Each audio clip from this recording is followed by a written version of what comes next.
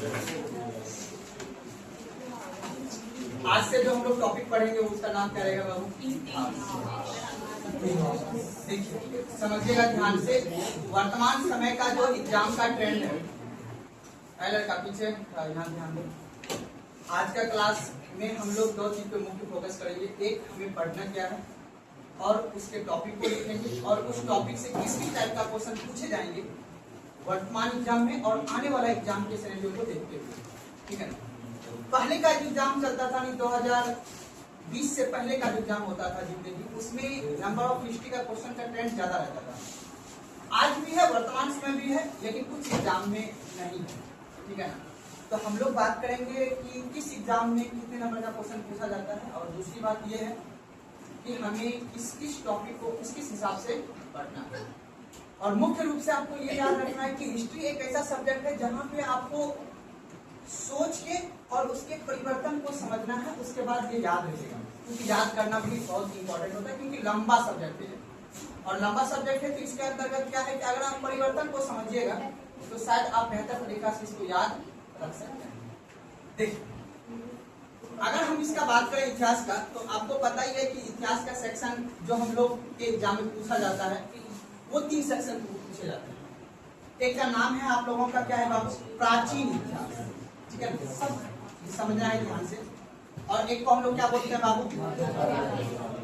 मध्यकालीन इतिहास। और एक को क्या बोलते हैं बाबू? आधुनिक इतिहास। अब देखिए यहाँ पे समझिएगा, इस सब्जेक्ट का नेचर अलग है।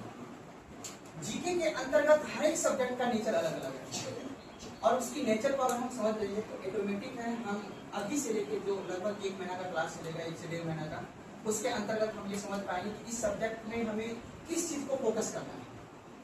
देखो, सबसे पहली बात, अगर हम एक सब्जेक्ट होता है ज्योग्राफी और एक होता है क्या बाबू? हिस्ट्री।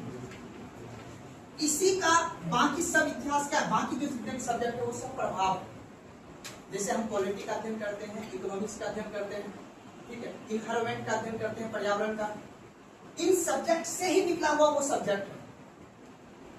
लेकिन ये सब्जेक्ट और ये सब्जेक्ट का नेचर अलग अलग है। ये सब्जेक्ट आपका, जब ज्योग्राफी का हम अध्ययन करते थे, ये सब्जेक्ट हमें क्या बताता है कि वर्तमान समय में जो हो रही घटना है, इसका हमें अध्ययन करने के लिए हमें कहाँ जाना पड़ता है? पास्ट।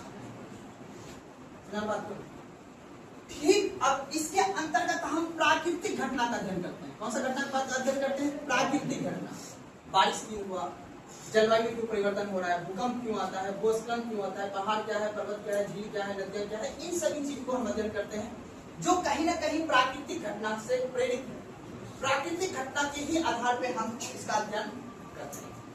अब आता है हिस्ट्री का, इतिहास का। इतिहास में देखिए, याद रखिएगा, इतिहास में हम जो बात करेंगे वो कहानी स्टार्ट होगा, याद रखिएगा। इसमें हमें थोड़ा सा डेट के बारे में हमें थोड़ा ध्यान रखना पड़ता है, क्योंकि डेट हमें साक्ष्य प्रस्तुत करता है। क्या प्रस्तुत करता है? साक्ष्य। पॉलिटी में, इकोनॉमिक्स में हमें दिनांक का कोई महत्व नहीं है, उसमें सिर्फ हमें कॉन्सेप्ट को समझनी है और उसके कॉन्सेप्ट के आधार पर उसका आंसर हम निकाल लें, जैसे मैथ में निकालते हैं। पॉलिटी का नेचर है कि उसमें एक आर्टिकल दिया हुआ है, उस आर्टिकल के बेस पे हमें क्वेश्चन पूछेगा, उसका जवाब दे देना है। इतिहास में बात होता है साक्ष्य। इसमें बात होता है साक्ष्य। आखिर जो आप बात कह रहे हो उसकी क्या? साक्ष्य। और साक्ष्य को सही रूप में मानने के लिए हम उसमें क्या सहारा लेते हैं? डेट का सहारा लेते हैं, तिथि का सहारा लेते हैं कि आखिर हम किसी सभ्यता के बारे में, किसी राजा के युद्ध के बारे में, किसी राजा के कालखंड के बारे में अगर हम जब समझेंगे तो उसमें हमें ये साक्ष्य देना होगा कि ये जो बात आप कह रहे हैं किस आधार पे कह रहे हैं। तो साक्ष्य, अगर इतिहास की बात करेंगे तो 2 तरह का साक्ष्य होता है। एक को हम बोलते हैं पुरातात्विक साक्ष्य, पुरातात्विक साक्ष्य, और उसको हम बोलते हैं साहित्यिक साक्ष्य। याद रखिएगा, यानी जिसका भौतिक साक्ष्य हमारे पास हो, जिसका क्या हो? भौतिक एविडेंस हो मेरे पास, उसको हम क्या बोलते हैं? पुरातात्विक आर्कियोलॉजिकल एविडेंस, अर्थात पुरातात्विक साक्ष्य। जिसका मेरे पास लिखित साक्ष्य हो, लिखित कोई पुस्तक मेरे पास हो, कोई लिखित साक्ष्य हो, उसको क्या बोलेंगे? साहित्यिक साक्ष्य। अगर मेरे इतिहास में लाल किला है, मेरे इतिहास में अशोक का बनाए हुए शिलालेख है, अभिलेख है, इसका मतलब पता चलता है कि मेरे पास कौन सा साक्ष्य है? पुरातात्विक साक्ष्य। अगर मेरे पास रामायण है, मेरे पास महाभारत है, मेरे पास जैन ग्रंथ है, मेरे पास बौद्ध ग्रंथ है, तो इससे पता चलता है कि मेरे पास कौन सा साक्ष्य है? साहित्यिक साक्ष्य।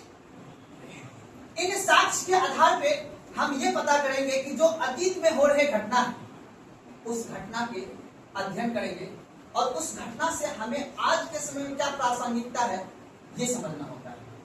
आज हम लोग जिस समाज में जी रहे हैं, जिस आधुनिक समाज में जी रहे हैं, तो आधुनिक समाज आखिर बना कैसे? एक दिन में ये समाज बना हुआ नहीं होगा, कई वर्षों लगा है, ठीक है ना। अब यहां पे आपको समझना है कि ज्योग्राफी जब हम अध्ययन करते हैं तो इसमें हम करोड़ों वर्ष पीछे जाते हैं। कितना वर्ष पीछे जाएंगे आप? करोड़ों वर्ष। हमने पहले भी अगर इतिहास में बताया 30 लाख वर्ष पहले, 60 लाख वर्ष पहले से ये गंगा नदी बह रही है और हमारे पृथ्वी पे मानव सभ्यता आए हुए 20 लाख वर्ष हुआ है।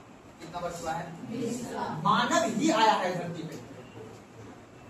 फिर वो मानव कैसे जीवन जिएगा, मानव कैसे आग का आविष्कार करेगा, कैसे खाना का आविष्कार करेगा, कैसे कृषि का आविष्कार करेगा, वो आविष्कार करते करते आज हम लोग आगे हैं एआई पे, आगे है ना जी। इसी कालखंड को समझना है हमें। 20 लाख का इतिहास, 20 लाख वर्ष पुराना, 20 लाख वर्ष पुराना इतिहास को अगर हम देखते हैं तो वहां पे हमें पता चलता है एक कालखंड जिसका नाम है पाषाण काल। मेरे भारत के इतिहास में सबसे लंबा कालखंड किसी का रहा है? कालखंड तो समझता हूं, समय। सबसे लंबा कालखंड रहा है पाषाण काल का, 20 लाख वर्ष से लेके 3000 वर्ष तक का। सोचो इतना लंबा कालखंड रहा है पाषाण काल का। और पाषाण काल को हम जब अध्ययन करते हैं तो उसमें 3 काल को हम अध्ययन करते हैं। एक को बोलते हैं पूरा पाषाण काल, एक को मध्य और एक को नव पाषाण काल। और उसके बाद जब नगरीय सभ्यता अर्थात जब कृषि का उत्पत्ति हुआ तब आदमी का भूख मिटना स्टार्ट हुआ और उसके बाद आग का आविष्कार हो जाता है। कृषि और आग का आविष्कार होने की वजह से एक नया सभ्यता विकसित होती है जिसको हम लोग बोलते हैं सिंधु घाटी की सभ्यता या हड़प्पा। अब बात आती है कि इन सभी चीज का अध्ययन करने के पीछे का क्या कारण है, क्यों करेंगे हम इसका? और हमने बोला है जितनी भी चीज का अध्ययन करेंगे तो उसके पीछे आपको क्या देना होगा? और साक्ष्य को प्रमाणित करने के लिए हमें क्या देना होगा? डेट, दिनांक। आखिर जो आप ये बात कर रहे हैं ये बात कब की और ये बात कितनी पुरानी है। अगर हम एग्जाम्पल के तौर पे आपको बताएं, आप लोग को सबको पता है कि गांधी जी का जो देहांत हुआ है वो कब हुआ है बाबू? 31 जनवरी 1948 को हुआ। और आज हम लोग कब जी है बाबू? है ना? तो कहने का मतलब है कि 2026 में अगर हम माइनस करेंगे कितना 1948 को तो पता चलता है कितना वर्ष आ रहा है बाबू? 78 वर्ष। अर्थात एक होता है आप लोग कई की बात में, एक आता है ईस्वी, एक आता है ईसा पूर्व। एक को बोलते हैं बिफोर क्राइस्ट, एक को बोलते हैं एनिमो डेनो या आफ्टर क्राइस्ट भी बोल सकते हैं, ठीक है? जिसको बोलेंगे ईस्वी और ईसा पूर्व। आज हम लोग एक एक कॉन्सेप्ट को बेहतर तरीका से समझेंगे, पैसेंस बना के रखना है। आज के सब्जेक्ट में 2 ही उद्देश्य है, सिलेबस को लिखना है, सब्जेक्ट के नेचर को समझना है और इस सब्जेक्ट की नेचर अर्थात प्रवृत्ति को समझना है कि आज हम इस माइंड में बैठा लेंगे कि आज से हमें किस तरह का अध्ययन आगे करना है। एक आखिर डेट जो हम पता करेंगे, डेट क्यों पता करेंगे? डेट पता करने से क्या पता चलेगा? आपको उस कालखंड का एक अनुमान पता चलेगा कि इतने से आज वर्तमान 2026 में जब आप इस इतिहास को अध्ययन कर रहे हैं तो इससे इतने वर्ष पहले जो घटना हुई थी उस समय का समाज कैसा था, उस समय का अर्थव्यवस्था कैसे था, उस समय का धार्मिक कैसे चलता था, उस समय का राजनीतिक व्यवस्था कैसे चलता था, वो अध्ययन करेंगे। और उस अध्ययन से हमें समझेंगे कि उस समय जो समस्या थी उस समस्या का चुनौती का निवारण कैसे उस समय का लोग किया।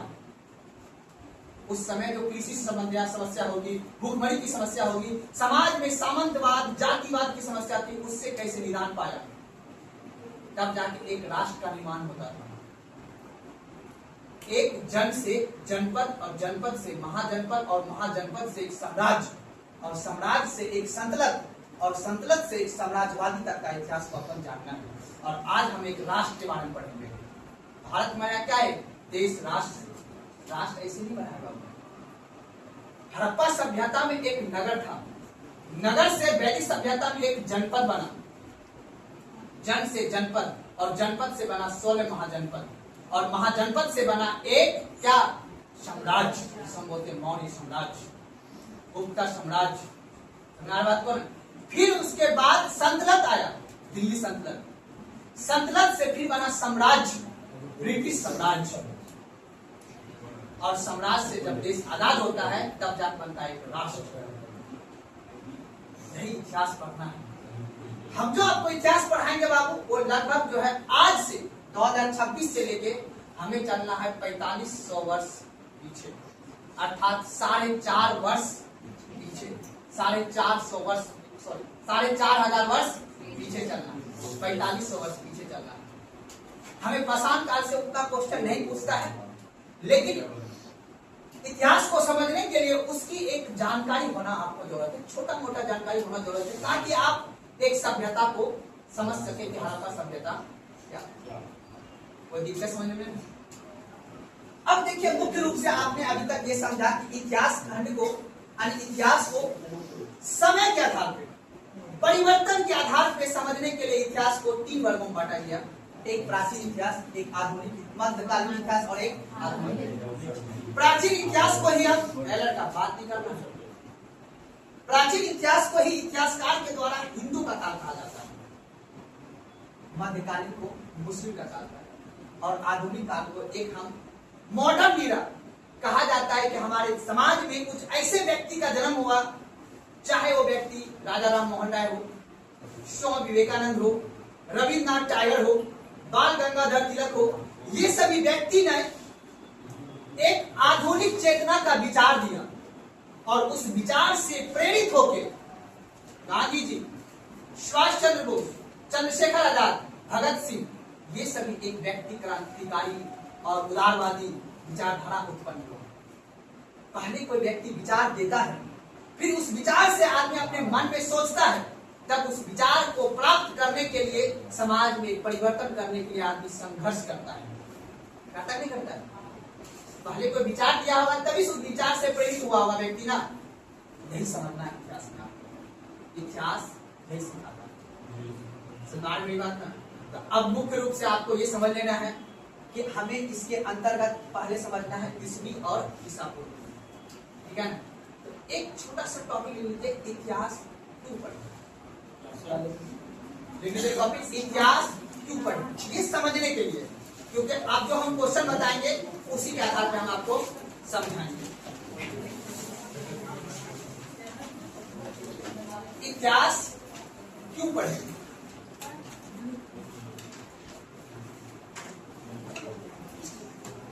लिख के छोड़ दीजिए, से पहले समझा देते हैं, उसके बाद बात नहीं करना पीछे। अब जब हम बात करते हैं कि इतिहास क्यों पढ़ें, पहले तो यहाँ पे बात करेंगे इतिहास क्यों पढ़ें। मोटा मोटी हमने आपको समझाया कि इतिहास क्यों पढ़ना चाहिए। तो इतिहास क्यों पढ़ें, ठीक है ना? अब देखिए, समझिएगा आप लोग, अगर आप बच्चे के मतलब 7 क्लास 8 क्लास 9 क्लास पढ़े होंगे ना जी, पढ़े होंगे वहां इतिहास पढ़े होंगे मोटा मोटी। लगभग व्यक्ति 11th 12th में जो साइंस से ही पढ़े होंगे आप लोग, है ना? तो देखिए, कक्षा 6 क्लास का एनसीईआरटी में है कि क्यों पढ़े हम इतिहास।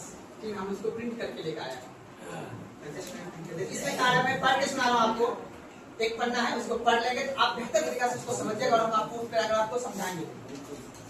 कह रहा है कि कुछ विषय के साथ इतिहास, समाज यानी इतिहास जो है समाज का विज्ञान का एक हिस्सा है। यानी 6ठी कक्षा के इतिहास में कह रहा है, इस साल 6ठी कक्षा में तुम इतिहास पढ़ोगे और कुछ विषय के साथ इतिहास समाज विज्ञान का हिस्सा माना जाता है और इसे सामाजिक विज्ञान में हमें अपनी पूरी दुनिया की कार्य प्रणाली को समझने में क्या मिलता है, मदद मिलती है।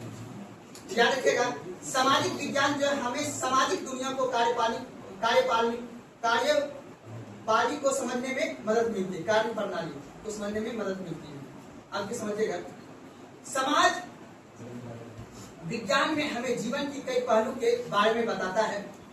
याद रखना, भूगोल के बारे में, अर्थव्यवस्था चलाने के बारे में और समाज एवं राजनीतिक जीवन के बारे में। याद रखिएगा, इतिहास जो है हमें इसलिए किसी समाज का, याद रखिएगा, किसी समाज का जिसके अंतर्गत हमें क्या पढ़ना है बाबू, राजनीति। क्या पढ़ना है बाबू, राजनीति के बारे में। वर्तमान समय में अगर हम आपको बताएं बिहार की राजनीति को अगर समझना है या देश की राजनीति को समझना है तो आपको पहले का इतिहास पता होना चाहिए। ध्यान समझिएगा, हड़प्पा सभ्यता के आपको सामाजिक स्थिति से क्वेश्चन पूछता है, रट लोगे नहीं बनेगा क्वेश्चन, लिख के दे रहा हूं। अगर आपसे ये पूछेगा कालीबंगन लोथल कहाँ है, आपसे ही नहीं वो सबसे बनेगा। वो को पढ़ने का मतलब किसको नहीं पता है कि कालीबंगन लोथल सब कहाँ है, लेकिन हम जो यहाँ पढ़ रहे हैं यहाँ उस क्वेश्चन को पढ़ेंगे जो सबसे ना बने वो आपसे बने। समझाई मेरी बात में? तो याद रखना, इतिहास हमें किसी भी समाज का राजनीतिक स्थिति के बारे में बताता है, कि राजनीतिक स्थिति के बारे में बताता है। दूसरा आपको हमें बताएगा वहां पे प्रशासनिक स्थिति के बारे में, ठीक है। और उसके बाद याद रखना है, तीसरा समाज के बारे में जो हम बताएंगे वो आपको बताएगा वहां की आर्थिक स्थिति के बारे में, ठीक है। और उसके बाद जो आपको बनेगा, उसके बाद रहेगा आपका सामाजिक स्थिति, और उसके बाद जो रहेगा वो रहेगा आपका धार्मिक स्थिति, और उसके बाद जो रहेगा आपका संस्कृति। आपसे अगर क्वेश्चन पूछेगा कि हड़प्पा सभ्यता के अंतर्गत महिला का स्थिति क्या थी, निम्नलिखित घटना पर विचार कीजिए। 4 स्टेटमेंट देगा। क्या महिला जो है हड़प्पा सभ्यता के अंतर्गत किसकी पूजा करता था, किस भगवान का पूजा करता था, उस समय किस भगवान का साक्ष्य था? मेरी बात समझ में आ रहा है ना? चाहे सूर्य देवता हो, चाहे वो पीपल का पेड़ हो, या पशु का पूजा करता हो, या शिव जी का पूजा करता हो। मेरी बात समझ में आ रहा है ना? तो वो कहीं ना कहीं अगर आप उस समाज का, अर्थात उस समाज का अगर आप धार्मिक स्थिति को जानोगे तो शायद आपको ये बात पता चल जाएगा कि हड़प्पा सभ्यता की धार्मिक स्थिति कैसी थी। उसी तरह ठीक वहां के बारे में अगर आप जानो कि समाज की स्थिति कैसी थी, अगर महिला की स्थिति के बारे में जानना है, आज की महिला की स्थिति आज इतनी अच्छी है, जरूरी नहीं है कि आज से पहले भी महिला की स्थिति इतनी अच्छी है। अगर वर्ण प्रथा समझो, जाति प्रथा, आज समाज में जाति प्रथा थोड़ा खत्म हो रहा है। जरूरी नहीं कि हड़प्पा सभ्यता, सिंधु घाटी सभ्यता में ऐसी ही। तो वर्तमान समय की जो घटना है उसके बारे में हमें पता करना है तो कहा जाना होगा बाबू, इतिहास। किसी समाज के अध्ययन के लिए हमें इतिहास पढ़ना जरूरी है, और समाज के अंतर्गत राजनीतिक स्थिति, प्रशासनिक स्थिति, आर्थिक और सामाजिक और धार्मिक और सांस्कृतिक स्थिति को अध्ययन करना पड़ेगा। समझ मेरी बात? इसलिए हमें इतिहास का अध्ययन करना। अब देखो, एक मैं दूसरी बात आपको बताता हूं। कह रहा है कि इतिहास के अतिरिक्त समाज विज्ञान के एक अन्य विषय के पढ़ाई में आज की दुनिया के बारे में हमें बीते हुए इतिहास बताता है। यानी आज के दुनिया के बारे में हमें बीते हुए इतिहास बताता है कि आज की दुनिया कैसे विकसित हुई। यह हमें वर्तमान के अतीत के बारे में बताता है। हम जिस समाज में रहते हैं और उसके परिवेश के हमें आदत पड़ जाती है। हम जिस समाज में रहते हैं उसके परिवेश की हमें आदत पड़ जाती है। हम यह मान लेते हैं कि दुनिया हमेशा से ही ऐसे ही रही होगी। हम भूल जाते हैं कि जीवन हमेशा वैसा ही नहीं था जैसा हम आज दिखता है। उदाहरण के लिए, क्या तुम ऐसी दुनिया की कल्पना कर सकते हो जहां आग नहीं हो, आग नहीं था? कैसे रहा होगी एक ऐसी दुनिया जहां खेती बाड़ी का आविष्कार नहीं हुआ था? या उस जमाने में जिंदगी कैसी रही होगी जब लंबी यात्रा करने के लिए बस या सड़कें नहीं थी, रेलगाड़ियां नहीं थी? इतिहास हमें उन अतीतों की ओर ले जाता है जिसके बारे में हमें एक रोमांच यात्रा करवाती है। देखिए, याद रखिएगा, इतिहास जो है आपको ऐसी एक रोमांच कहानी बताती है जहां पे आपको यह कल्पना करना होगा कि जिस समय सड़क नहीं थी, रेलवे गाड़ी नहीं थी या फिर बस नहीं थी, उस समय व्यक्ति कैसे यात्रा करता था, या फिर कृषि का उत्पादन नहीं होता था तो उस समय कैसे व्यक्ति अपना जीवन यापन करता होगा। जिस समय आविष्कार आग का आविष्कार नहीं हुआ था तो उस समय व्यक्ति कैसे अपना जीवन यापन करता होगा। आज तो आप लोग के पास गैस सिलेंडर अवेलेबल है, एग्रीकल्चर अवेलेबल है ना जी, या फिर आपके पास दूर जाने के लिए आपको एरोप्लेन की व्यवस्था है, लेकिन जिस समय नहीं था तो उस समय कैसे आदमी जीवन जीता होगा। सुना, यही आपको क्या सिखाता है, इतिहास सिखाता है। तो याद रखिएगा, इसी चीज के बारे में आज से जो आपकी यात्रा प्रारंभ होगी, इसी चीज के बारे में आपको कल्पना करके चलना है कि दुनिया समाज के बारे में हमें अध्ययन कैसे यहाँ तक इसको दिक्कत। अब देखिए, मुख्य रूप से आपको देखिए, अच्छा आप ये कह सकते हो हम ये क्यों जाने, है ना जी। तो आज किताब में देखो कह रहा है कि बच्चे जो है, या 6 क्लास के बच्चे की बात लिखी गई है, लेकिन हम आपको उसका निचोड़ बता रहे हैं। कह रहा है, इतिहासकार कहता है, अपने बच्चे कहता है कि हम इस बात को क्यों जाने, हमको क्या मतलब है कि अतीत में क्या हुआ था, क्या मतलब है मतलब अतीत में हो रहे घटना से हमें यह सीख मिलता है कि वर्तमान में जो चुनौती है, आपने इकोनॉमिक्स पढ़ा है ना, इकोनॉमिक्स में आपको पता होगा कि कई सारी चुनौतियां हैं देश में अभी वर्तमान समय में। गरीबी को हटाना है, बेरोजगारी को हटाना है, समाज में वंचित वर्ग को दूर करना है, उसकी समस्या को, इसको दूर करने के लिए आपको यह भी समझना होगा कि अतीत में जो समाज था, चाहे मौर्य साम्राज्य हो, चाहे गुप्ता साम्राज्य हो, चाहे वो सिंधु घाटी की सभ्यता हो, चाहे वैदिक सभ्यता हो, वैदिक सभ्यता हमें समझता है कि धर्म की चुनौती को हमें कैसे समाधान करना है। वैदिक सभ्यता हमें यह सिखाती है, और याद रखिए सिंधु घाटी की सभ्यता हमें नगरीकरण सभ्यता का कैसे विकास करना है। मौर्य साम्राज्य हमें यह सिखाती है, वर्तमान समय में उसकी विचारधारा आज भी प्रासंगिकता है कि कैसे हमें समाज को केंद्रीकृत करके चलना है। एक राजा चंद्रगुप्त मौर्य, एक राजा सम्राट अशोक, उन्होंने अपनी समाज को केंद्रीकृत विचारधारा से लेकर चलता था, तभी तो आज मेरा सारा राज्य एकजुट के होकर चलता है, तभी तो वो केंद्र के अनुसार चलता है ना। इसीलिए हमें मौर्य साम्राज्य का प्रशासक के बारे में पढ़ाया जाता है, इसीलिए हमें अकबर के दीन इलाही के बारे में पढ़ाया जाता है, इसीलिए अंग्रेज के साम्राज्य के बारे में पढ़ाया जाता है, ताकि हमें सीख सके कि उस समय की प्रशासनिक स्थिति कैसे चलती थी। समझाने बात को, इसीलिए आप ये नहीं कर सकते हो कि हमें अतीत क्यों जानना चाहिए, इसीलिए जानना चाहिए कि वर्तमान समय की जो परिस्थितियां हैं, उस परिस्थितियों में हो रहे समस्या के निवारण के लिए हमें उसका समस्या का समाधान के निवारण के लिए हमें उसका जवाब कहाँ मिलेगा, अतीत में, इतिहास में।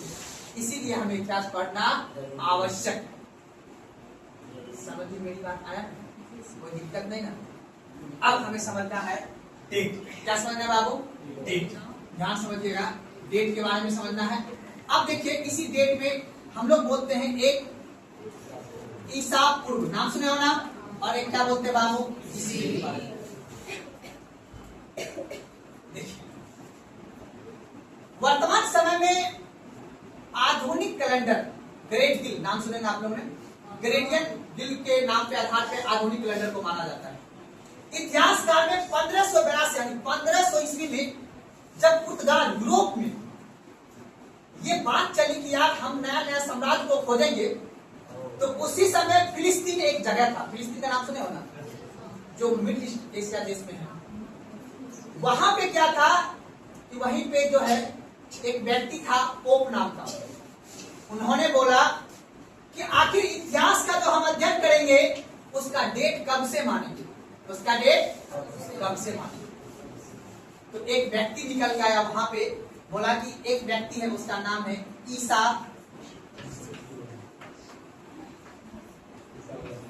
बोला इसको मान लेना है। ईसा मसीह का ऐसे जन्म जो है, आपको गूगल भी कीजिएगा, कई सारे किताब में देखो, ईसा मसीह का जन्म माना जाता है 4 सदी से लेकर 6 सदी के बीच में, ठीक है ना, ध्यान समझिएगा।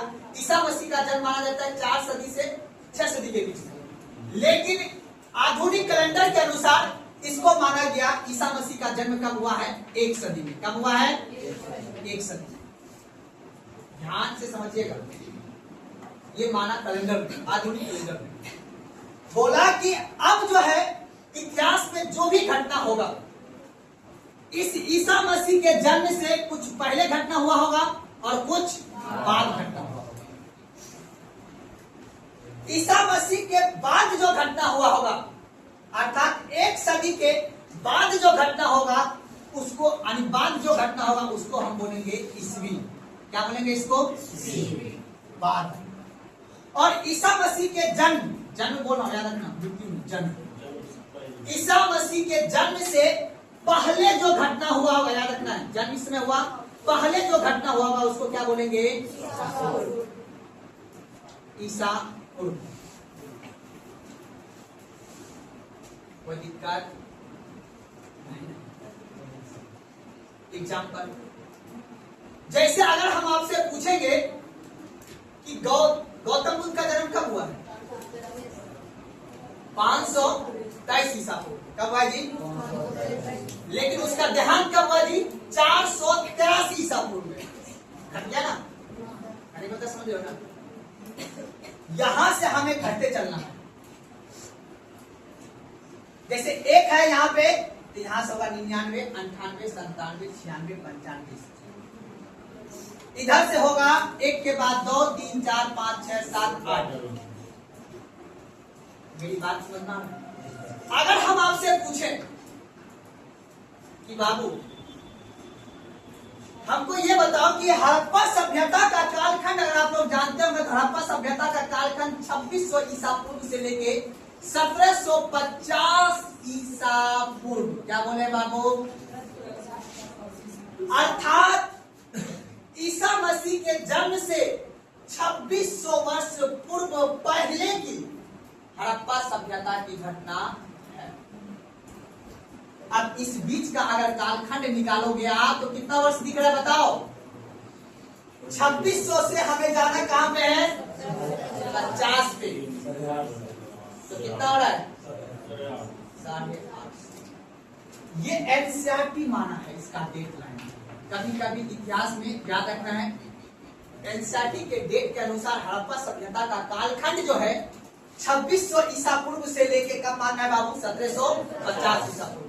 तो कहा जाता है कि अब ये जो सभ्यता था, ये सभ्यता लगभग 850 वर्ष का ये सभ्यता था। कितना वर्ष का था बाबू? 50।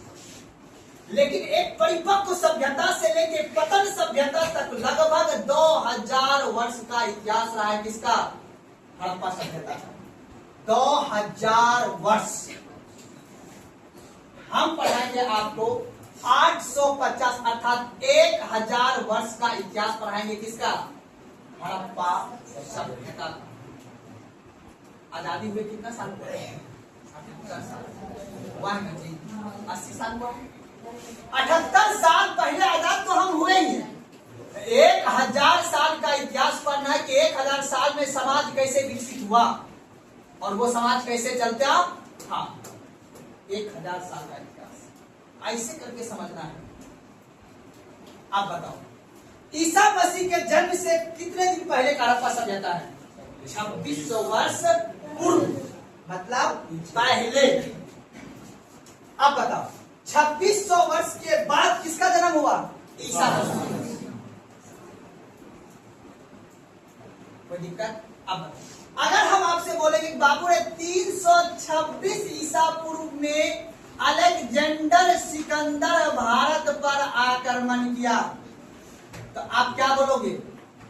ईसा मसीह के जन्म से 326 वर्ष पहले अलेक्जेंडर सिकंदर भारत पर आक्रमण किया। कोई दिक्कत? ऐसे समझना, जहां लगा रहे ईसा पूर्व तो ईसा मसीह के जन्म से इतना दिन पहले। लेकिन अगर हम ये पूछ देंगे अभी से कितना दिन पहले, तब अभी मतलब 2026 से दिन बोलिए क्या हुआ? कितना खराब पढ़ा रहे हैं, गलत बात। अब देखिए मेरी बात समझ में आ रहा है।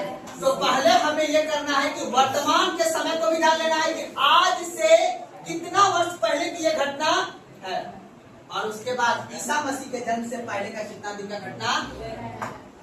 आप बताओ आप बताओ हम अभी कहां पे हैं? 2000 अर्थात 2026 मतलब 2600 वर्ष, यही बोलेंगे जी। अब बोलो यहां से ईसा मसीह का जन्म 2026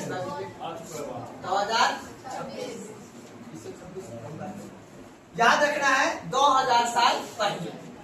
अगर आपसे पूछा जाएगा कि अभी से लेके ईसा मसीह का जन्म कितना दिन पहले हुआ था तो क्या बोलिएगा? 2026 वर्ष पहले, अर्थात और अप्रॉक्स बोल सकते हो 2000 साल। अब इसमें से कितना वर्ष जोड़ देना है? लगभग कितना आ जाएगा? 2026 में प्लस करेंगे कितना? तो क्या निकल जोड़ो कितना हुआ? 2300। तो बोलेंगे आज से कितना वर्ष पहले सिकंदर आक्रमण किया था भारत पे? तो क्या बोलोगे? 2352 वर्ष पहले, अर्थात 2352 वर्ष पहले। जब 2026 के बाद 2070 में कोई इतिहास पढ़ाएगा या पढ़ोगे तो बोलोगे कब? 54 वर्ष पहले। अभी पढ़ोगे तो 53 वर्ष पहले, सॉरी 2352 वर्ष पहले। ऐसे समझना। आप बताओ, अगर हम आपको ध्यान देखो, हम डेट निकालने के लिए सिखा रहे हैं। टीचर क्या करता है? ईस्वी और ईसा पूर्व निकल के चला जाता है। पढ़ते तो ऑनलाइन, और ये नहीं बोल सकते हो। क्वेश्चन देखोगे ना, क्वेश्चन के साथ पूछा है ना ईस्वी और सन शब्द से, देख के प्रश्न छूट जाएगा, नहीं बनेगा। लिख के दे रहा हूँ। क्वेश्चन पूछता है कि वर्तमान समय में, वर्तमान समय से क्या होगा? पढ़ाइएगा, हम पढ़ाएंगे तो बन ही जाएगा ना, लेकिन तुम ध्यान नहीं रखेगा तो कैसे?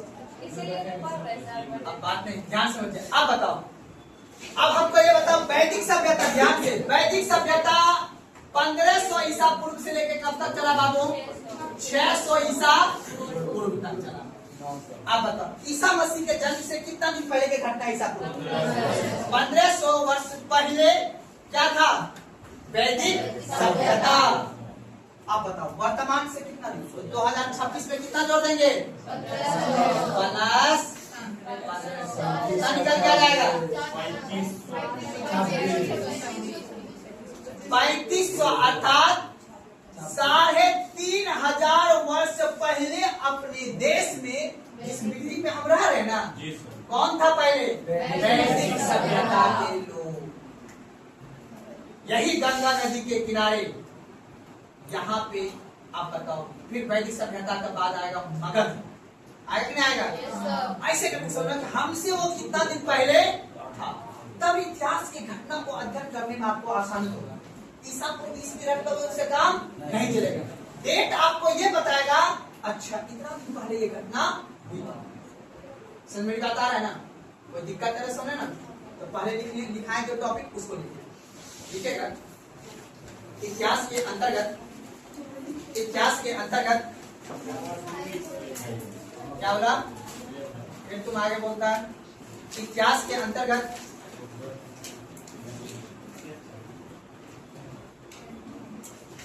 इतिहास के अंतर्गत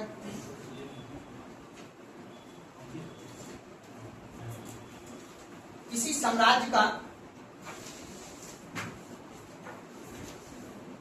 या किसी सभ्यता का, इतिहास के अंतर्गत किसी साम्राज्य का या किसी सभ्यता का, किसी सभ्यता का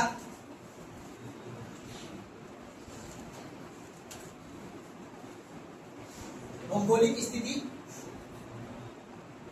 भौगोलिक स्थिति, कोमा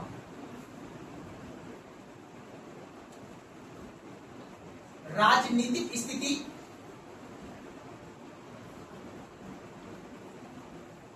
कोमा प्रशासनिक स्थिति, कोमा सामाजिक स्थिति,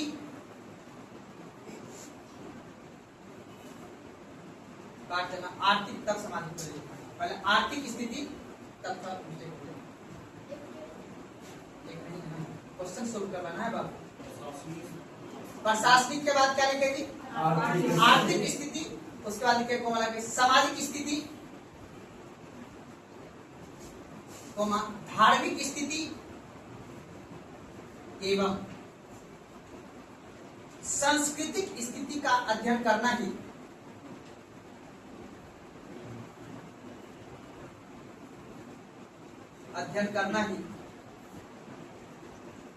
एवं इसके परिवर्तन को समझना ही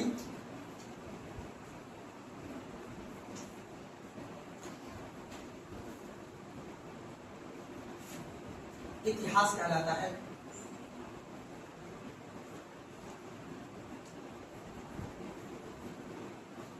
वो छोड़ देते हैं इति जो विधि ये सब काम का बात नहीं, जो काम का है वो पढ़ेंगे। अब बता, हमने आपको एक हिंट्स दिया है इस टॉपिक कि इतिहास में किसी भी साम्राज्य के बारे में पढ़ना है, किसी भी कालखंड के बारे में पढ़ना है, उसकी कौन कौन से टॉपिक को पढ़ना है, क्योंकि यहीं से क्वेश्चन पूछता है।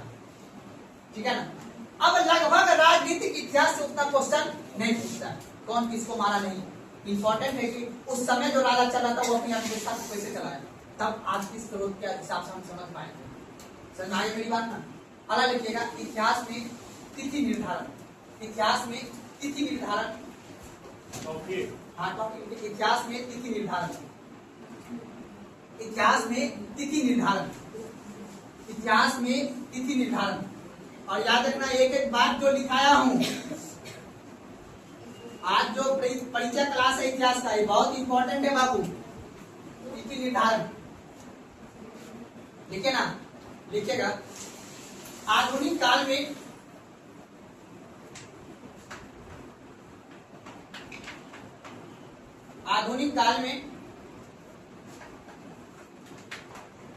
क्या लिखे जी?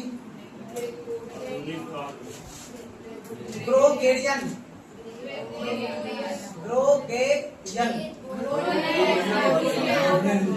जो लिखे हैं इसको उतार दो।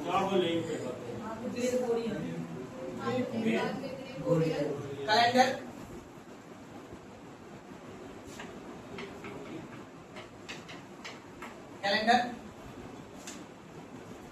के अनुसार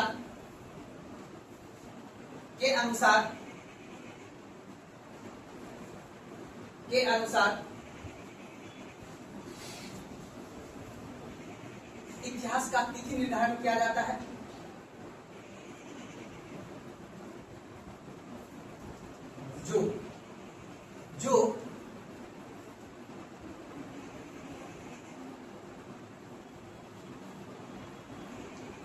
जो पोप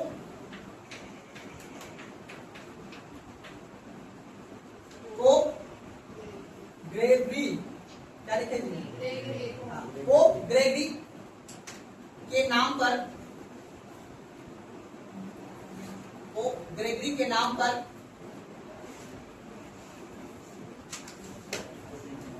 1882 ईस्वी में, सॉरी 1582 ईस्वी में 1582 ईस्वी में लागू किया गया।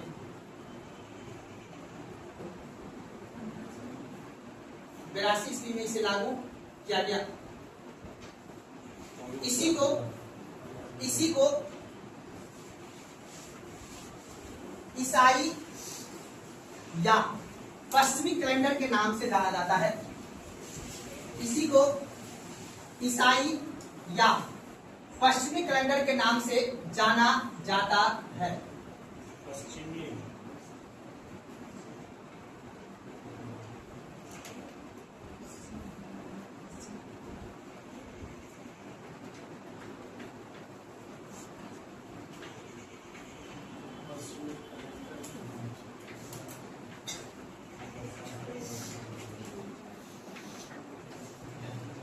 ऐसे करके लिखो, ऐसे लाइन खींच के यहाँ पे बना दीजिएगा। उसके बाद इधर लिखिएगा इसमें, और इधर लिखिएगा ईसा को।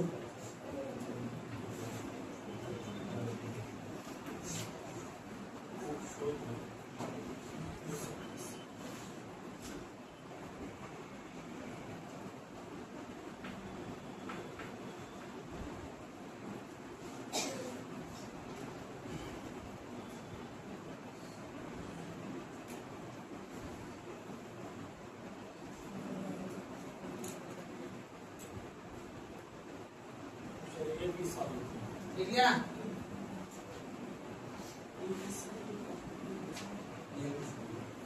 लिखिएगा BC, इधर लिखिएगा BC, इधर लिखिएगा CE,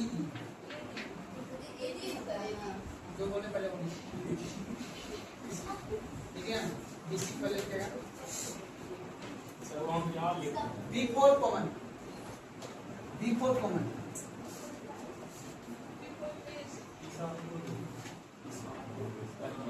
कॉमन किया, उसके बाद लिखिएगा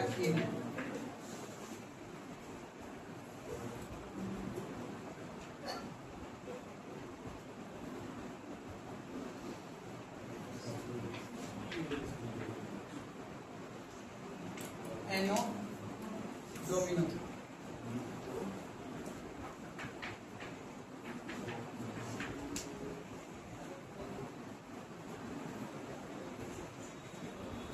देखिए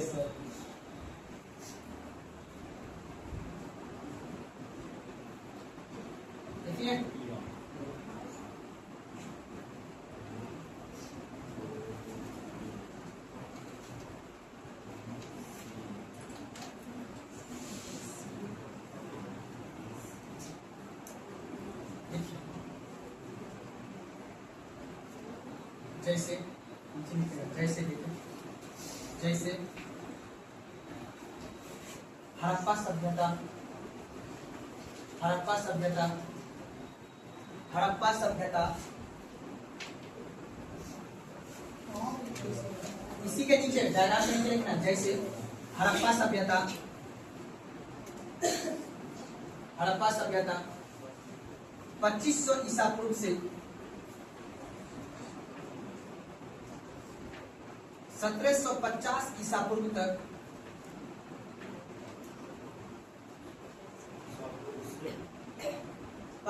ईसा पूर्व से 1750 ईसा पूर्व तक माना जाता है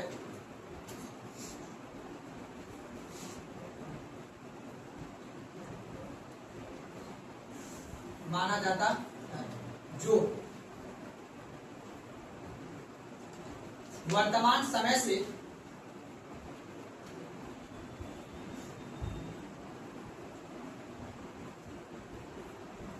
वर्तमान समय से 4526 4526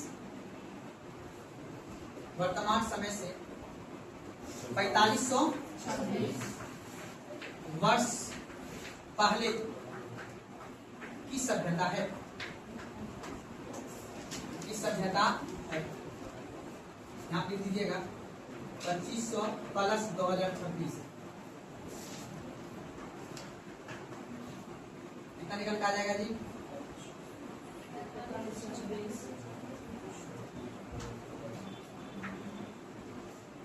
अब बताओ कितना दिन पहले की हड़प्पा सभ्यता है? देखो पुराना ट्रेंड से नहीं पढ़ना, किताब में सब बात लिखा हुआ है, लेकिन हमें है याद रखना और क्वेश्चन को सोल्व करना, ठीक है ना? मैं इस बात को इसलिए लिखा रहा अभी लास्ट में, आपको बार बार ये याद होगा कि हम जो घटना पढ़ रहे हैं वो कितना दिन पहले का, ये आपको याद दिलाएगा, याद तिथि को याद रखनी। दूसरा पॉइंट लिखेगा जैसे नहीं जैसे दूसरा वैदिक सभ्यता, वैदिक सभ्यता, वैदिक सभ्यता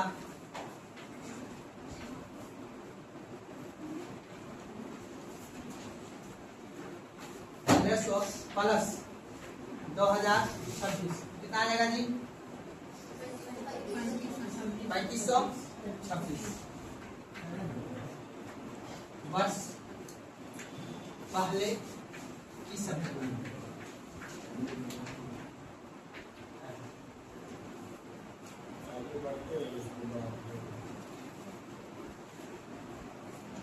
लिखिए मौर्य वंश, लिखिए मौर्य वंश,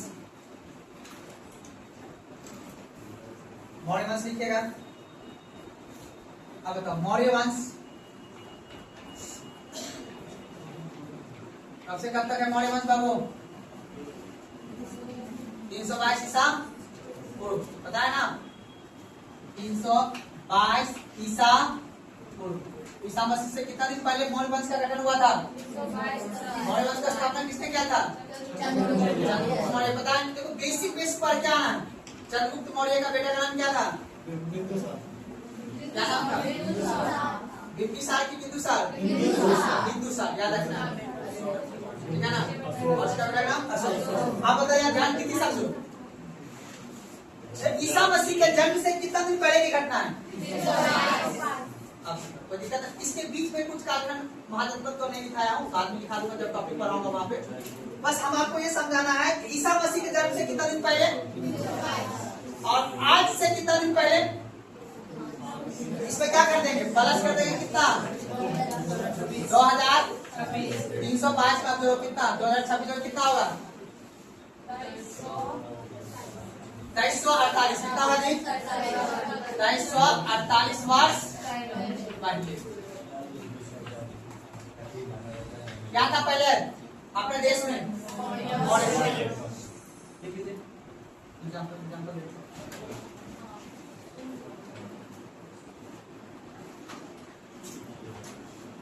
यानी 2348 वर्ष पहले अपने देश में मौर्य साम्राज्य था।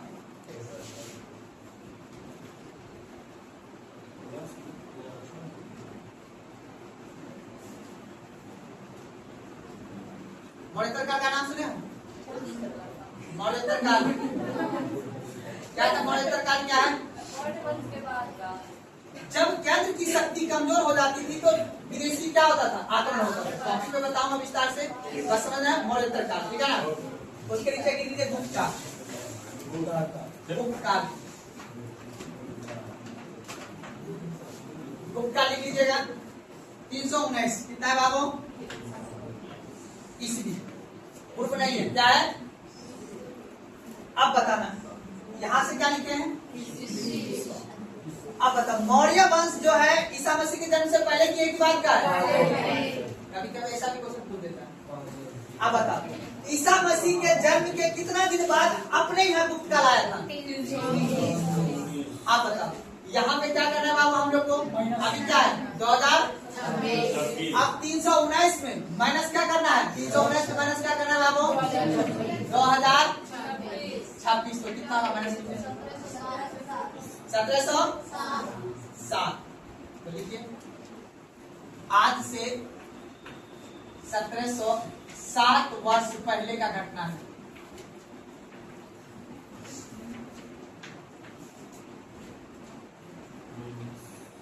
तो ईसा मसीह से पहले प्लस करना है वर्तमान समय जानने के लिए, और ईसा मसीह के जन्म के बाद क्या करना है?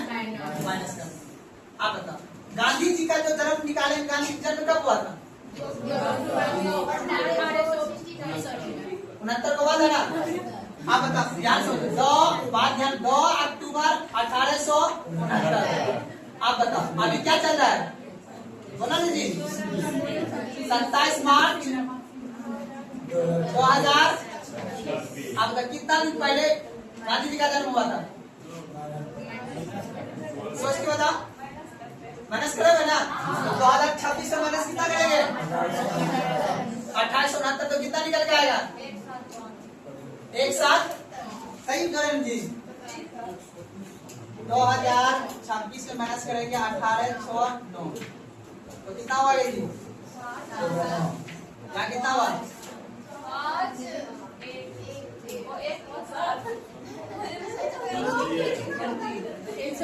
सही है जी। याद रखना है 157 वर्ष पहले आपके देश में किसका जन्म हुआ था? अब बताओ, असहयोग आंदोलन कब हुआ था अपने यहाँ? कब हुआ था जी? 1900। अभी क्या चल रहा है? इसे 2026 में माइनस करो, कितना? 1900। कितना आएगा जी? 106 वर्ष पहले क्या हुआ था अपने देश में? ऐसे समझना, तब जाके आपको घटना याद होगी, नहीं तो रटते रह जाओ, उससे कोई फर्क पड़ने वाला नहीं है कि 1920 में क्या हुआ था, ये क्या बहुत पढ़ना है। तो अभी अपन एंशिएंट हिस्ट्री पढ़ रहे हैं, तो एंशिएंट हिस्ट्री के बारे में जानना है। तो ईसा मसीह के जन्म के बाद क्या करना है बाबू? माइनस। और पहले क्या करना है? प्लस।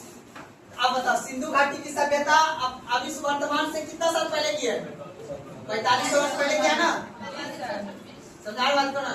उस हिसाब से अपन लोग को समझ। एक एग्जाम्पल और लिख लीजिए, उसके बाद खत्म कर देंगे। गुप्त काल के बाद लिख लीजिएगा, लिखिएगा गुप्तोत्तर काल। गुप्तोत्तर काल, गुप्तोत्तर काल ऐसे लिखना है। गुप्तोत्तर काल लिखिएगा 550 ईस्वी। 550 ईस्वी। अब इसमें क्या होगा? प्लस की माइनस होगा? माइनस कितने बाबू? माइनस करो तो कितना होगा? 26 में 550 माइनस करना है, कितना निकल के आएगा? 1476। तो 1476 वर्ष पहले कौन सा घटना हुआ था अपने देश में?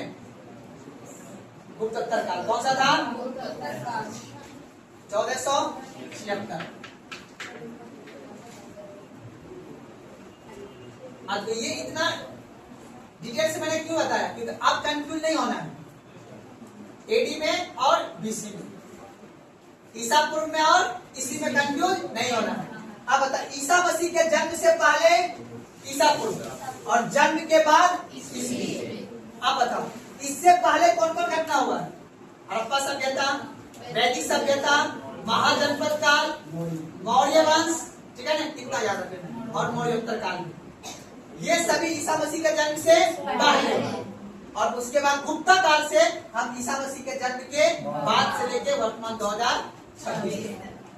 कोई दिक्कत क्या करो ना? अब समझो, अब जो भी डेट में लिखा होगा ईसा पूर्व, तो समझ लेना है ईसा पूर्व।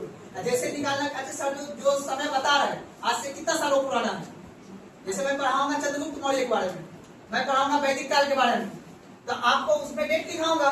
तो आप ये समझ लेना है मने मन कि आज से कितना वर्ष पहले की घटना है, ताकि आपको ये समझ में आएगा अच्छा इससे इतना दिन पहले इस तरह का समाज था, इस तरह का देश था, या इस तरह की उस समय की परिस्थितियां थी। तब आपको कंपैरिजन करने में आसानी होगा कि उस समय और वर्तमान के समय में क्या समझाया बात को। ये समझाना था आज के क्लास में, ठीक है ना? आप लिखो टॉपिक सिलेबस प्राचीन इतिहास। टॉपिक लिखो प्राचीन इतिहास।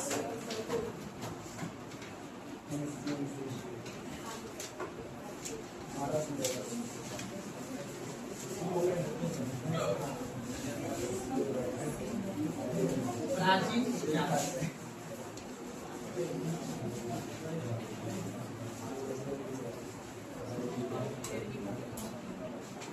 अभी तक सिर्फ याद रखना है, मैं पहले भी बता दिया हूँ, किसी भी नए इंसान से मिलना है तो उसका पहले क्या ध्यान करना है? नेचर। क्या ध्यान करना है? प्रवृत्ति। अगर हम इतिहास सब्जेक्ट से मिल रहे हैं, इसकी प्रवृत्ति को अगर समझ लीजिएगा ना, सब आसान है, फिर आपको कोई बेवकूफ नहीं बना पाएगा। चाहे यूट्यूब पे चिल्लाता हुआ बड़का मास्टर ही पढ़ाना इम्पोर्टेंट नहीं, इम्पोर्टेंट है दिए हुए क्वेश्चन को सोल्व करना और आने वाला क्वेश्चन को पकड़ना। जैसे नदी के अंदर कम मछली सांस लेती है, किसी को पता चलता है? वही पता करना है कि एग्जामिनर क्वेश्चन पूछेगा कौन, तब हम आपको समझाएंगे यूनेस्को क्या होता है। क्योंकि जो भी यूनेस्को की लिस्ट में आएगा वही हड़प्पा काल से क्वेश्चन पढ़ेगा, ठीक है ना? आगे का चालू करके हमको समझना है। और लड़का खड़ा कर रहा है, क्या बात कर रहा है? मासिस क्या बात कर रहे हैं उसे? इंग्लिश पूछ रहे थे क्लास में। हमसे ना पूछेगा। आप भी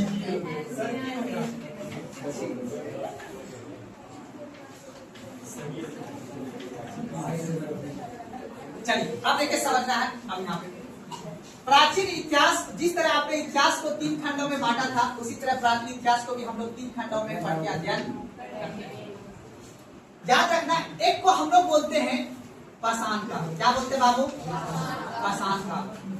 काल को क्या बोलते हैं बाबू? काल मतलब क्या होता है? सब, ठीक है ना? अभी लिखना नहीं है, पहले समझ लीजिए, उसके बाद अभी लिखवा देते हैं। पाषाण काल, उसके हम जो लोग बोलते हैं आद्य ऐतिहासिक काल। क्या बोलते बाबू? और एक को हम क्या बोलते बाबू? ऐतिहासिक। कोई दिक्कत समझना ना जी? तो याद रखिएगा, ये जो आपका पाषाण काल है, इसी को पोसे पाषाण पोसे पत्थर, याद रहेगा ना? इसी का दूसरा नाम हम लोग बोलते हैं प्राग ऐतिहासिक काल। याद रखिए, क्या बोलेंगे बाबू? प्राग ऐतिहासिक काल। प्राग ऐतिहासिक, प्राग ऐतिहासिक,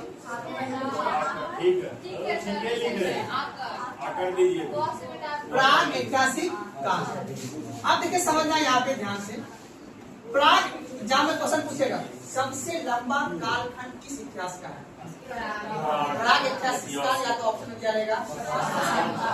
20 लाख वर्ष का है। कितना बाबू? 20 लाख। ये सब छोटा छोटा है, ठीक है ना?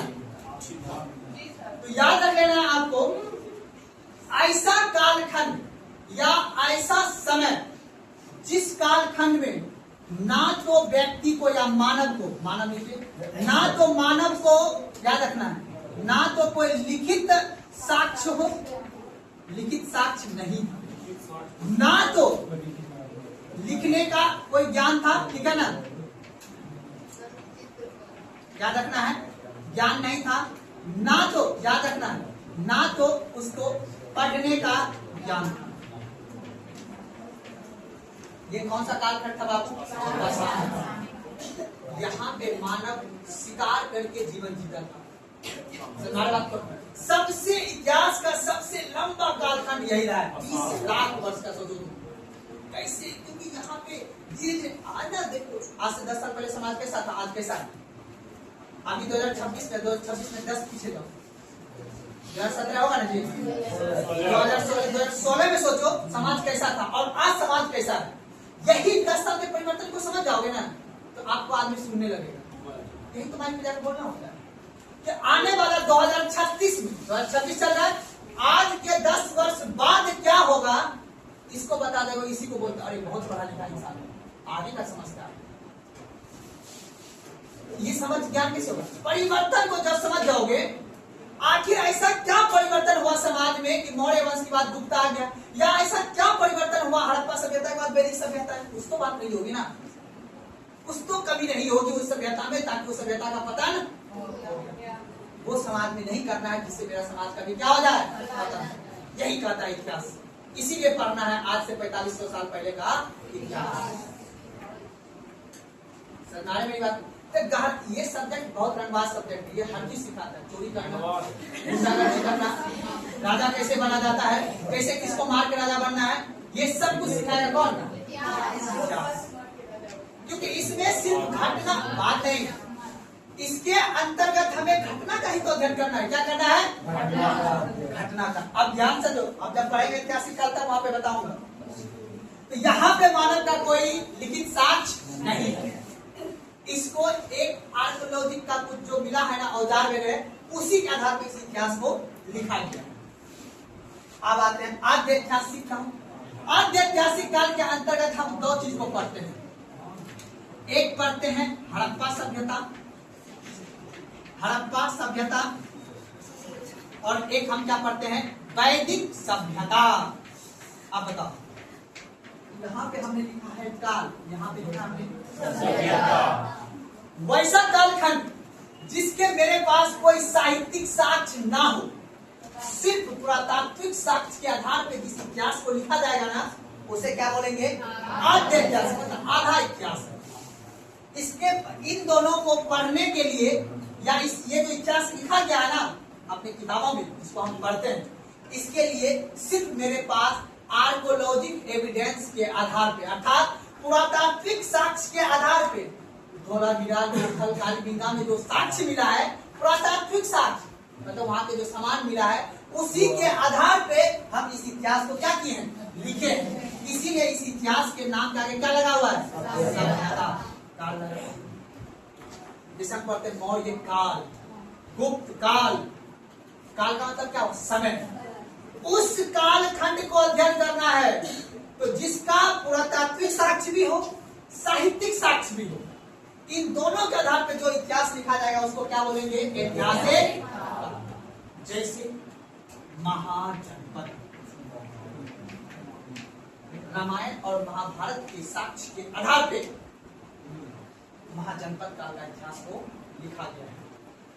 इसी के अंतर्गत आप पढ़ते हो काशी, पढ़ते हो ना जी, मगध पढ़ते हो ना, इसी का महाजनपद काल का इतिहास। इसी के अंतर्गत हम लोग पढ़ते हैं क्या चीज? मगध। इसी के अंतर्गत हम लोग पढ़ते हैं मौर्य काल। इसी के अंतर्गत पढ़ते हैं हम लोग मौर्योत्तर काल। और इसी के अंतर्गत हम लोग पढ़ते हैं गुप्त काल। इसी के अंतर्गत पढ़ते हैं हम लोग गुप्तोत्तर। अब यहां से आपको ये समझना है वैसा कालखंड जिसके पास, मेरे पास याद रखना है, पुरातात्विक साक्ष्य भी हो और साहित्यिक साक्ष्य भी हो। ये दोनों साक्ष्य अगर होगा तो कौन सा इतिहास होगा? ऐतिहासिक का। जिसका सिर्फ पुरातात्विक साक्ष्य के आधार पर जो इतिहास लिखा जाए उसे आध्यात्मिक का।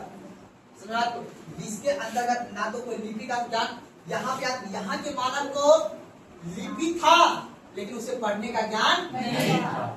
साक्ष्य है लेकिन उसको अभी तक पढ़ा गया नहीं है। इसीलिए हम इसे बोलते हैं कि आद्य ऐतिहासिक काल जो लिखा गया है वो सिर्फ आर्कोलॉजिक अर्थात पुरातात्विक साक्ष्य के आधार पर लिखा गया है। कोई दिक्कत है ना? इसको लिखो।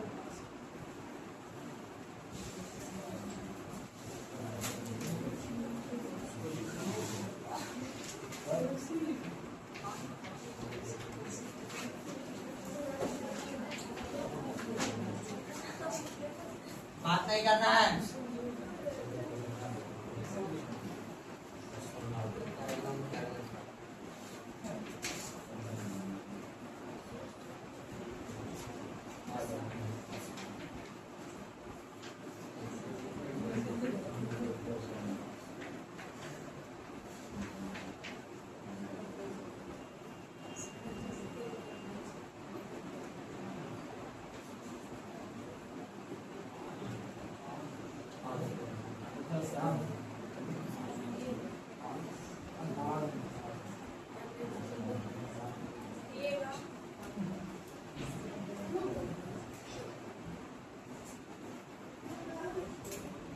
ठीक है जी, बस लास्ट में लेना है। 25 लाख ईसा पूर्व से 3000 ईसा पूर्व तक का इतिहास।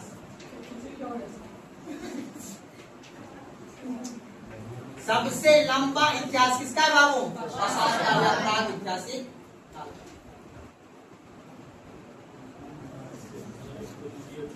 और इधर लिख लेना है 3000 ईसा पूर्व से 600 ईसा पूर्व।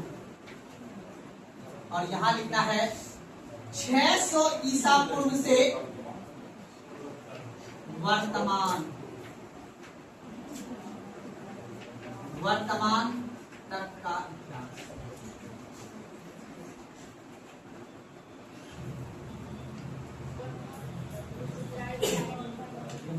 क्या बोली?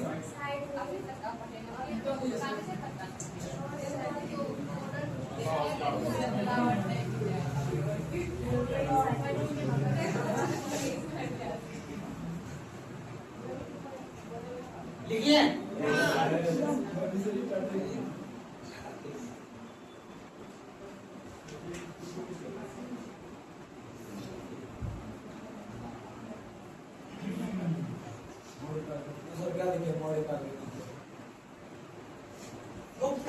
गुप्तोत्तर काल 600 ईसा पूर्व से वर्तमान तक का इतिहास।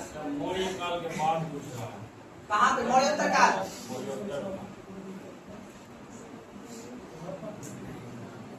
चलिए कॉपी लिख के प्राचीन इतिहास का सिलेबस। अब ईस्वी ईसा पूर्व नहीं पूछना है। इतिहास कैसे पढ़ेंगे इसका रूपरेखा बता दिए। कल से जो क्लास चलेगा ना, सीधा हम लोग आ जाएंगे सिंधु घाटी के सभ्यता पर। उससे पहले थोड़ा स्रोत को जान लेंगे। स्रोत से भी क्वेश्चन पूछा जाता है कि ये बताओ कालिदास ने कौन कौन सा बुक का लिखा है। पूछता है कि नहीं पूछता है?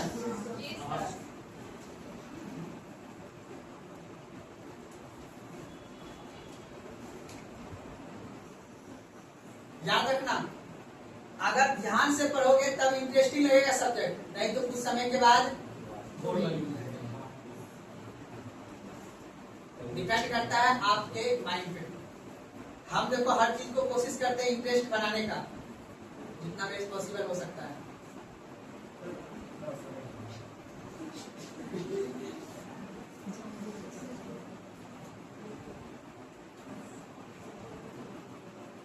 तो टीचर के लिए कितना चुनौती होता है, हर सब्जेक्ट का एग्जाम्पल अलग अलग तैयार करना पड़ता है, सोचना पड़ता है। इकोनॉमिक्स पढ़ाओ तो अलग, अब जितना भी इकोनॉमिक्स पढ़ाओ सब बात को रिफ्रेश करना है।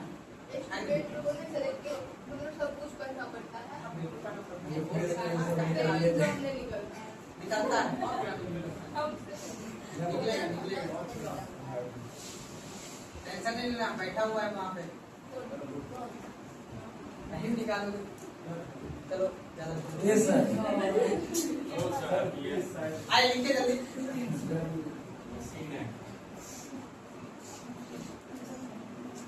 आज जो जो नहीं आया है ना, कल याद दिलाना, कल जो आएगा उससे पूछेंगे।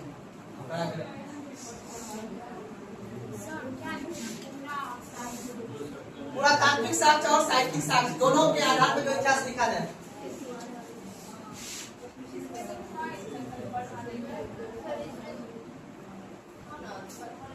बस जैसे क्या चलिए लिखिए टॉपिक।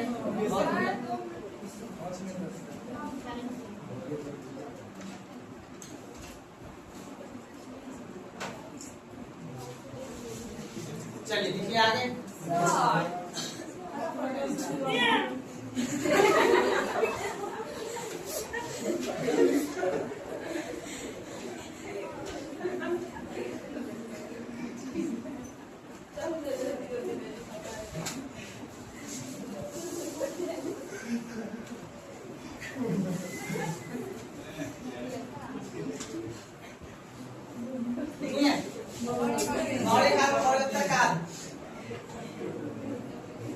सब पढ़े हुए हैं, एक रिसेंट से पढ़ के आना सबको, ठीक है, तब यहाँ पढ़ने में आसानी होगा।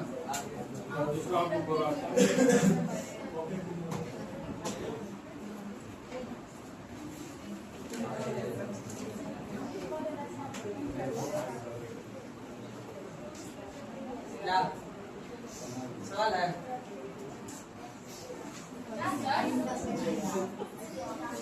तो पढ़िए पहले।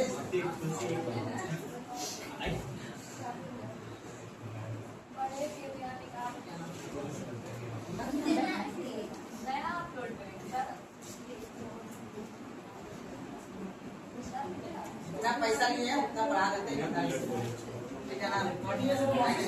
जल्दी मिलावट कोई नहीं करते। सरकार 5 साल का जब आता है, लास्ट का महीना होता है, अंदर बजट पेश किया जाता है, जल्दी जल्दी खत्म करना है।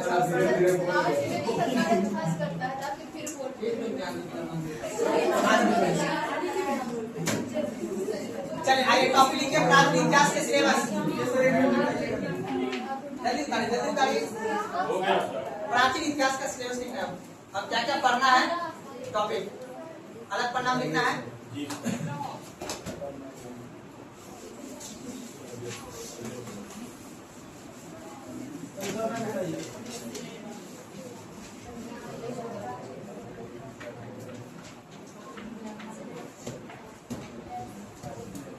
चलिए सबसे पहला लिखिएगा, सबसे पहला टॉपिक लिखिएगा प्राचीन इतिहास के स्रोत। टॉपिक लिखिएगा सबसे पहला प्राचीन इतिहास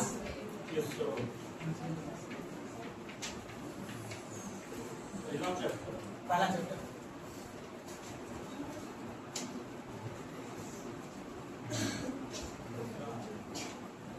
ठीक है, दूसरा लिख लीजिएगा पाषाण काल। पाषाण काल। तीसरा लिख लीजिएगा सिंधु घाटी की सभ्यता।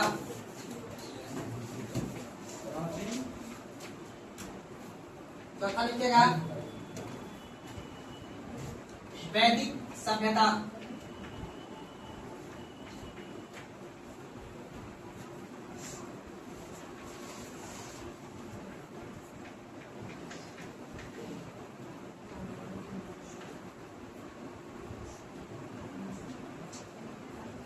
जैसे लिखना है उसी तरह लिखना है।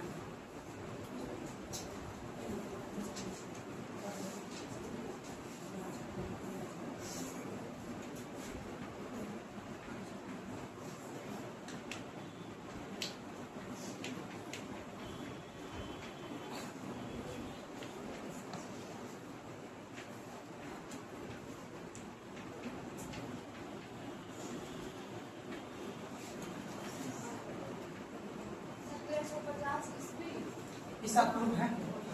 लेकिन बड़ा लिखिए।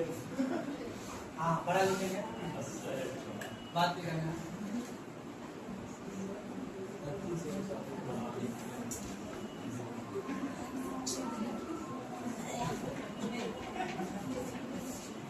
आगे विषय सूची में सारी बात लिखा दिया हूँ, ठीक है ना, ताकि उस समय टॉपिक पढ़ने में आसानी रहे। छोटा भी लिखेगा।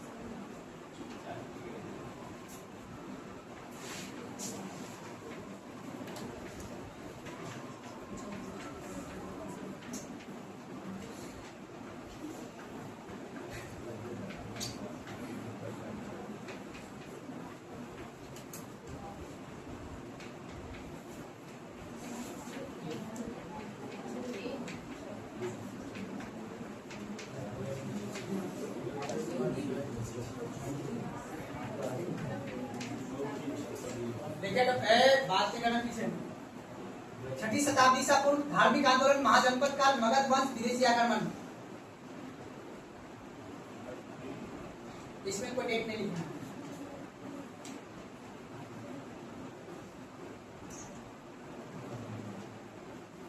बस ब्रैकेट लिख देना है। 300 वर्षों का इतिहास।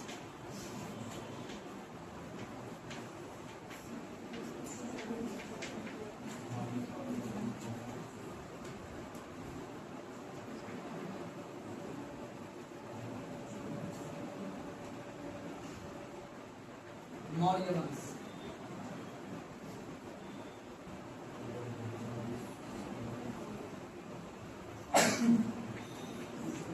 ईसा पूर्व से 150 ईसा पूर्व, 322 ईसा पूर्व से 150 ईसा पूर्व।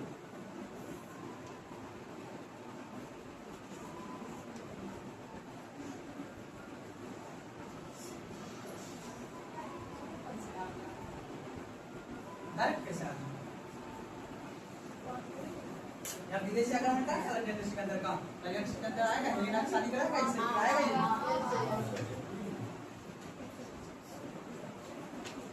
ये 137 वर्ष का इतिहास।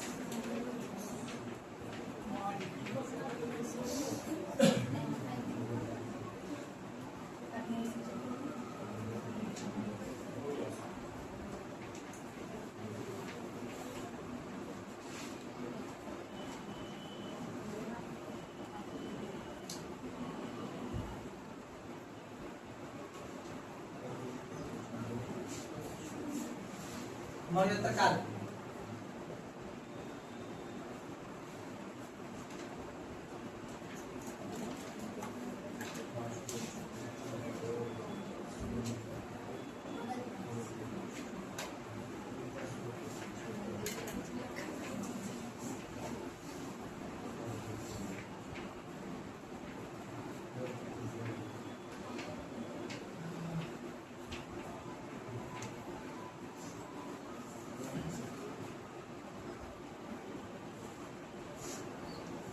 यहाँ पे 2 पॉइंट लगा दीजिएगा। देशी शासक, विदेशी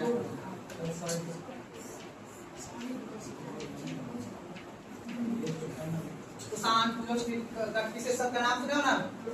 कुषाण हो गया, पहला हो गया, ये सब 7 मान सब इसी हिसाब से लिखना है।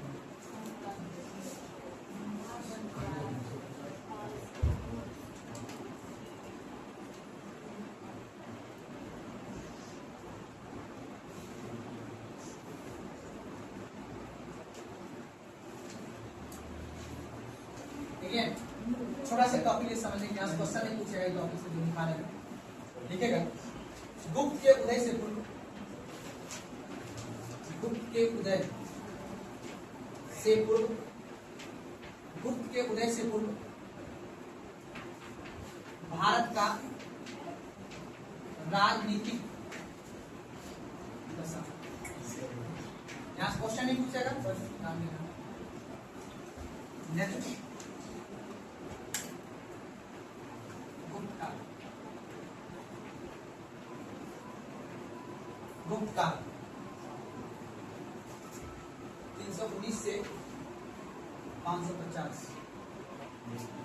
319 ईस्वी से 550 ईस्वी।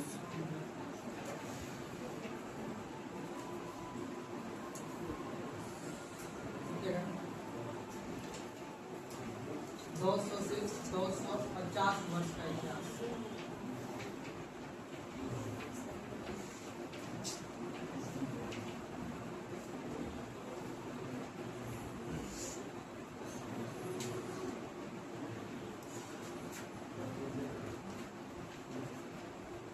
उसी के नीचे आप लोग लिखते चलिएगा, हम ध्यान देते हैं।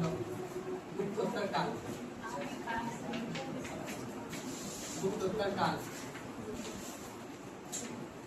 उसके बाद पूर्व मध्यकाल,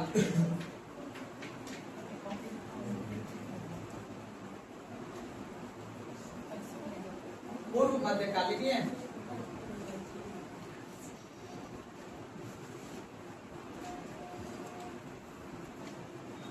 उसके बाद सामंतवाद का उदय, सामंतवाद का उदय,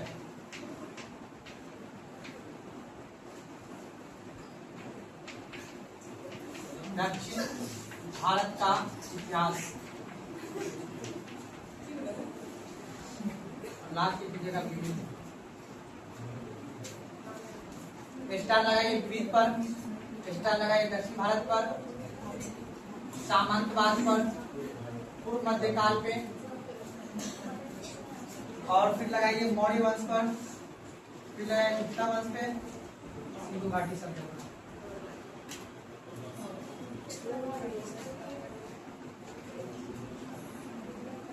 इतना टॉपिक पढ़ना है।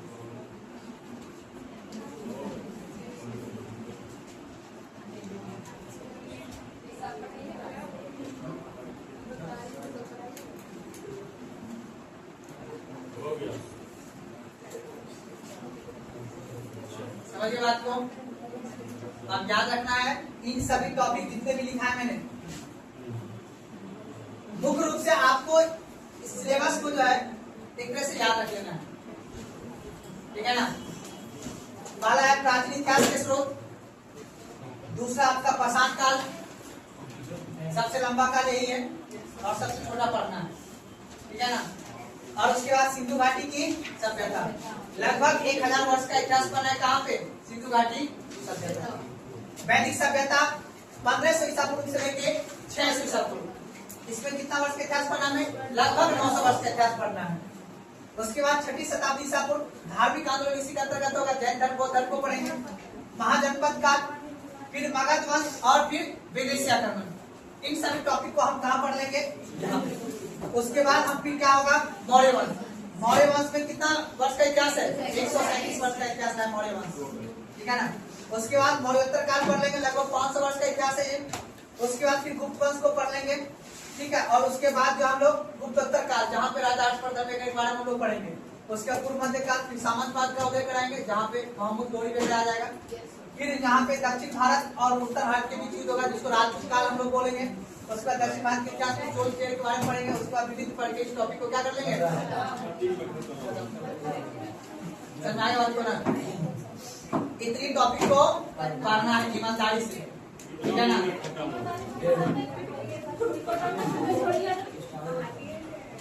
समझाए बात को। अब देखिए टॉपिक के सवाल में कल का काम है इस टॉपिक को, अब हम सवाल डायरेक्ट पूछेंगे कितना वर्ष का इतिहास पढ़ना है। आपको ये पूछ के ये याद करवाना है कि हाँ हमें कितना पढ़ना है। आपको एक माइंड सेट में ये बैठ जाए, 2-3 दिन में माइंड सेट में बैठ जाएगा। उसके हिसाब से आपको लोग काम कर लेंगे। कोई दिक्कत किसी को समझने में? क्या